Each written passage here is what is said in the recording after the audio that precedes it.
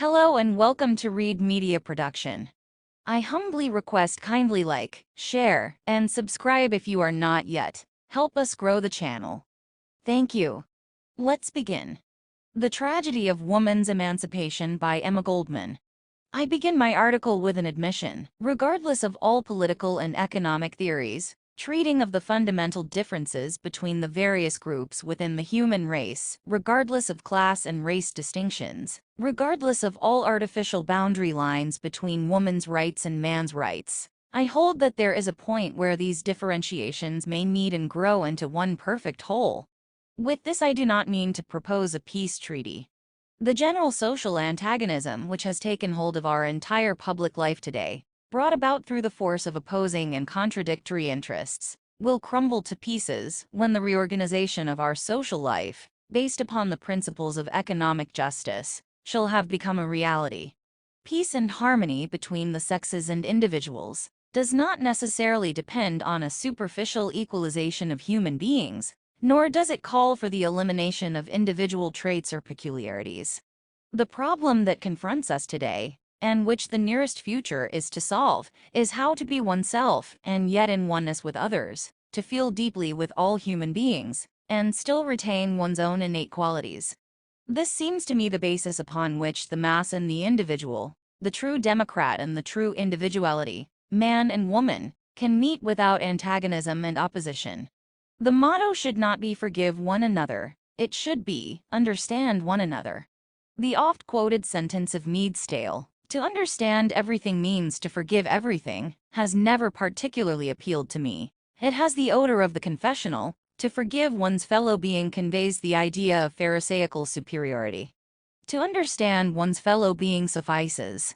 This admission partly represents the fundamental aspect of my views on the emancipation of woman and its effect upon the entire sex.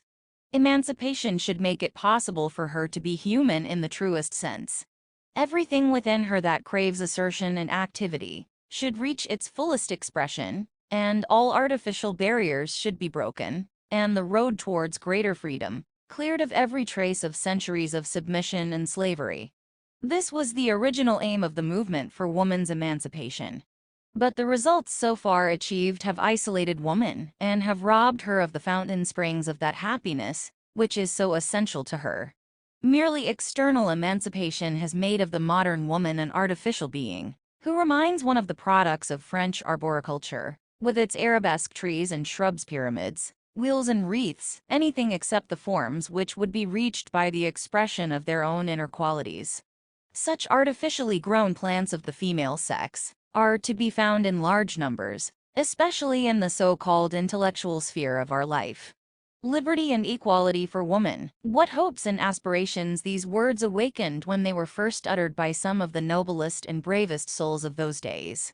The sun in all its light and glory was to rise upon a new world. In this world woman was to be free to direct her own destiny, an aim certainly worthy of the great enthusiasm, rigid perseverance and ceaseless effort of the tremendous host of pioneer men and women who staked everything against a world of prejudice and ignorance. My hopes also move towards that goal, but I insist that the emancipation of woman, as interpreted and practically applied today, has failed to reach that great end. Now, woman is confronted with the necessity of emancipating herself from emancipation, if she really desires to be free. This may sound paradoxical, but is, nevertheless, only too true. What has she achieved through her emancipation? Equal suffrage in a few states. Has that purified our political life, as many well-meaning advocates have predicted? Certainly not. Incidentally, it is really time that persons with plain, sound judgment should cease to talk about corruption in politics in a boarding school tone. Corruption of politics has nothing to do with the morals or the laxity of morals of various political personalities. Its cause is altogether a material one. Politics is the reflex of the business and industrial world, the mottos of which are, to take is more blessed than to give, buy cheap and sell dear. One soiled hand washes the other. There is no hope that even woman, with her right to vote, will ever purify politics. Emancipation has brought woman economic equality with man. That is, she can choose her own profession and trade, but as her past and present physical training have not equipped her with the necessary strength to compete with man, she is often compelled to exhaust all her energy, use up her vitality and strain every nerve in order to reach the market value.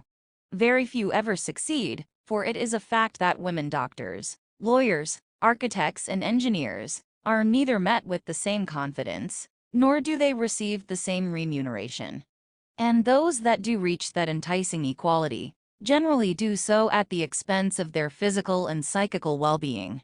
As to the great mass of working girls and women, how much independence is gained if the narrowness and lack of freedom of the home is exchanged for the narrowness and lack of freedom of the factory, sweatshop, department store, or office. In addition is the burden which is laid on many women of looking after a home, sweet home, cold, dreary, disorderly, uninviting after a day's hard work. Glorious independence. No wonder that hundreds of girls are so willing to accept the first offer of marriage, sick and tired of their independence behind the counter, or at the sewing or typewriting machine.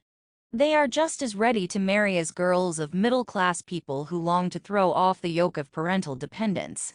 A so-called independence which leads only to earning the merest subsistence is not so enticing, not so ideal that one can expect woman to sacrifice everything for it.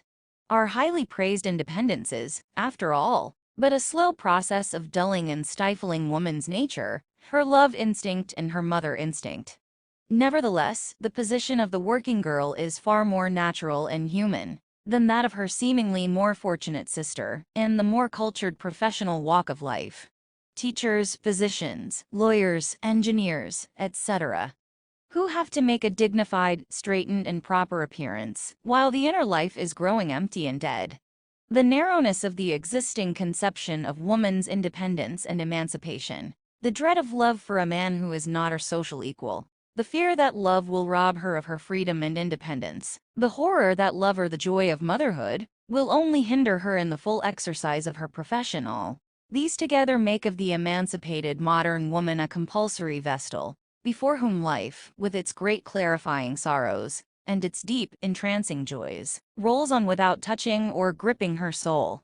Emancipation, as understood by the majority of its adherents and exponents, is of too narrow a scope to permit the boundless joy and ecstasy contained in the deep emotion of the true woman, sweetheart, mother, in freedom. The tragic fate of the self-supporting or economically free woman does not consist of too many, but of too few experiences. True, she surpasses her sister of past generations in knowledge of the world and human nature, and it is because of that that she feels deeply the lack of life's essence, which alone can enrich the human soul, and without which the majority of women have become mere professional automatons. That such a state of affairs was bound to come was foreseen by those who realized that in the domain of ethics, there still remained many decaying ruins of the time of the undisputed superiority of man. Ruins that are still considered useful. And, which is more important, a goodly number of the emancipated are unable to get along without them. Every movement that aims at the destruction of existing institutions, and the replacement thereof with such as are more advanced, more perfect, has followers who in theory stand for the most extreme radical ideas, and who, nevertheless, in their everyday practice, are like the next best Philistine, feigning respectability and clamoring for the good opinion of their opponents. There are, for example, socialists, and even anarchists, who stand for the idea that property is robbery, yet who will grow indignant if anyone owe them the value of a half-dozen pins. The same Philistine can be found in the movement for woman's emancipation. Yellow journalists and milk and water literatures have painted pictures of the emancipated woman that make the hair of the good citizen and his dull companion stand up on end. Every member of the women's rights movement was pictured as a George Sand, in her absolute disregard of morality. Nothing was sacred to her. She had no respect for the ideal relation between man and woman. In short, emancipation stood only for a reckless life of lust and sin, regardless of society, religion, and morality. The exponents of women's rights were highly indignant at such a misrepresentation and, lacking in humor, they exerted all their energy to prove that they were not at all as bad as they were painted, but the very reverse. Of course, as long as woman was the slave of man, she could not be good and pure. But now that she was free and independent, she would prove how good she could be, and how her influence would have a purifying effect on all institutions and society. True, the movement for women's rights has broken many old fetters, but it has also established new ones. The great movement of true emancipation has not met with a great race of women who could look liberty in the face. Their narrow puritanical vision banished man as a disturber and doubtful character out of their emotional life. Man was not to be tolerated at any price, except perhaps as the father of a child, since a child could not very well come to life without a father. Fortunately, the most rigid Puritanism never will be strong enough to kill the innate craving for motherhood. But woman's freedom is closely allied to man's freedom, and many of my so-called emancipated sisters seem to overlook the fact that a child born in freedom needs the love and devotion of each human being about him, man as well as woman. Unfortunately, it is this narrow conception of human relations that has brought about a great tragedy in the lives of the modern man and woman. About 15 years ago appeared a work from the pen of the brilliant Norwegian writer, Laura Marholm, called Woman, a Character Study. She was one of the first to call attention to the emptiness and narrowness of the existing conception of woman's emancipation and its tragic effect upon the inner life of woman. In her work she speaks of the fate of several gifted women of international fame: the genius, Eleonora Duse; the great mathematician and writer, Sonja Kovalevskaja; the artist and poet nature, Marie Bashkirtseff, who died so young. Through each description of the lives of these women of such extraordinary mentality runs a marked trail of unsatisfied craving for a full, rounded, complete and beautiful life, and the unrest and loneliness resulting from the lack of it.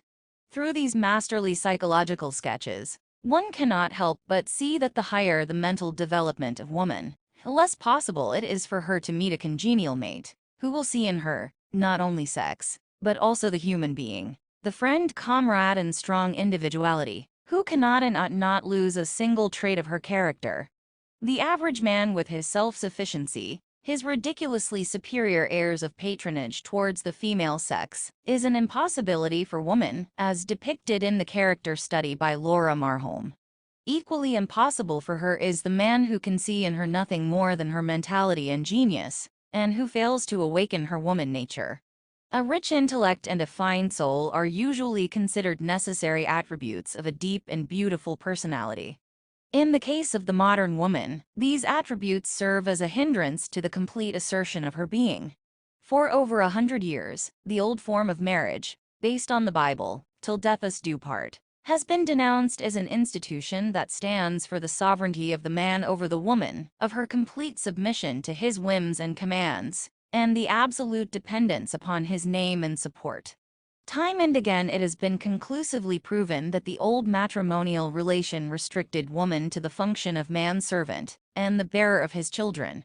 And yet we find many emancipated women who prefer marriage with all its deficiencies to the narrowness of an unmarried life, narrow and unendurable, because of the chains of moral and social prejudice that cramp and bind her nature. The cause for such inconsistency on the part of many advanced women is to be found in the fact that they never truly understood the meaning of emancipation. They thought that all that was needed was independence from external tyrannies. The internal tyrants, far more harmful to life and growth, such as ethical and social conventions, were left to take care of themselves, and they have taken care of themselves.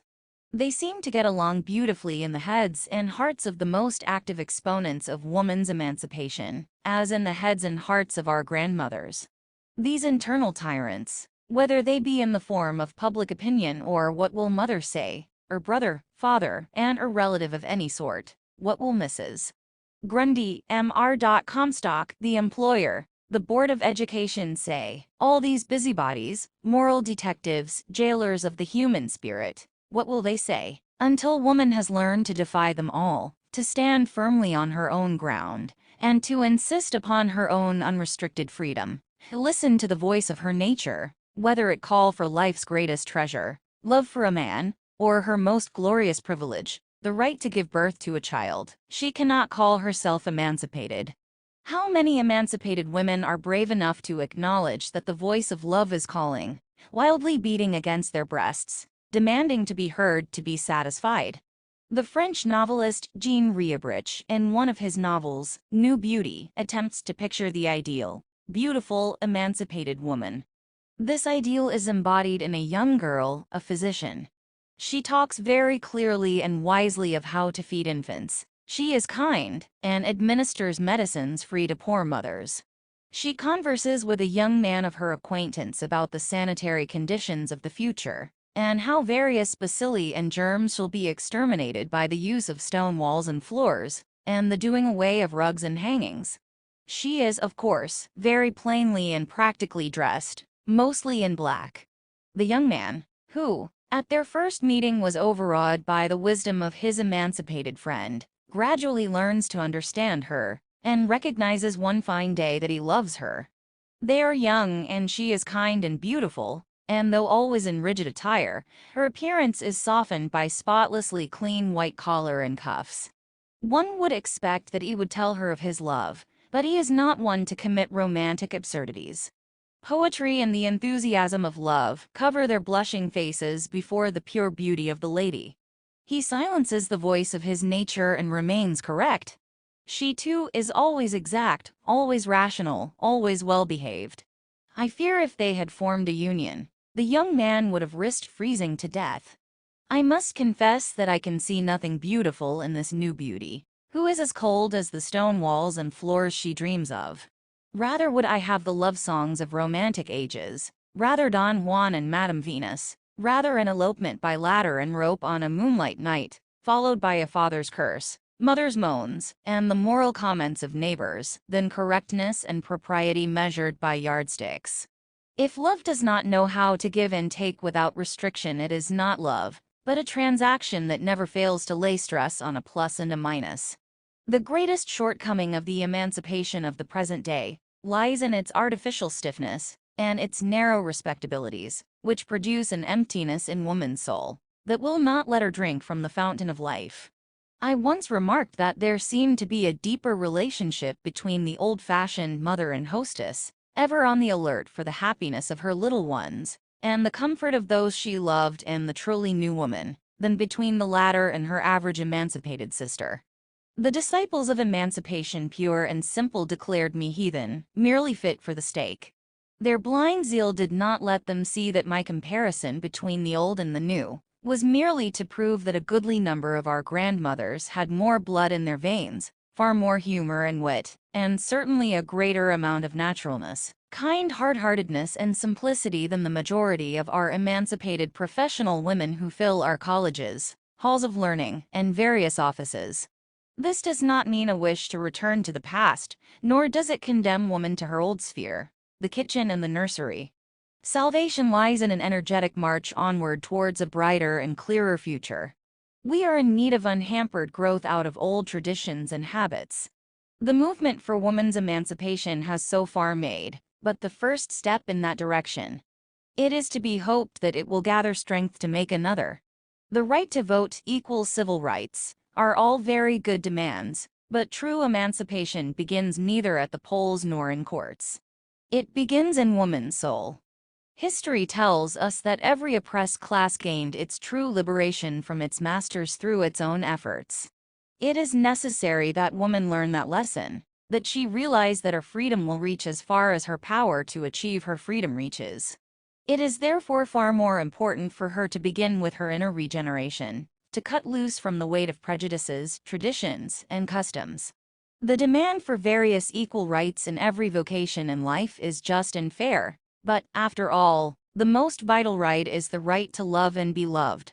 Indeed, if the partial emancipation is to become a complete and true emancipation of woman, it will have to do away with the ridiculous notion that to be loved, to be sweetheart and mother, is synonymous with being slave or subordinate. It will have to do away with the absurd notion of the dualism of the sexes, or that man and woman represent two antagonistic worlds. Pettiness separates, breadth unites. Let us be broad and big. Let us not overlook vital things because of the bulk of trifles confronting us. A true conception of the relation of the sexes, will not admit of conqueror and conquered. It knows of but one great thing, to give of oneself boundlessly in order to find oneself richer, deeper, better. That alone can fill the emptiness and replace the tragedy of woman's emancipation with joy, limitless joy. The end. Thanks so much for watching. Genuinely hope you learned something from this video. Kindly like, share, and subscribe.